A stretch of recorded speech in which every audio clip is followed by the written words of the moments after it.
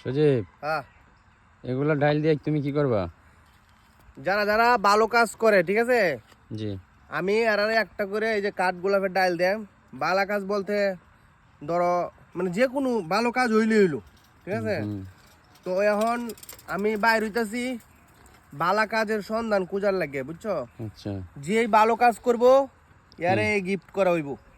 এমনি কি তুমি কোনো ইয়াতে যাইবা নাকি তা তুমি যেন অফিস করো এই জায়গা না, থেকে কোনো বিলাইবা? অফিস টফিস নাই, মানে রাস্তাঘাটে যারে ভাই আমার জিগায় ভাই আজ সারাদিনে কি তা কাম করছুন, যে কামটির কথা শুনাম এর ভিতরে যে কামটা শুনাম ভালো হইছে, জি জি। কিন্তু আমার মনে ধরে যে কামটা আসলেই ভালো হইছে, হ্যাঁ হ্যাঁ।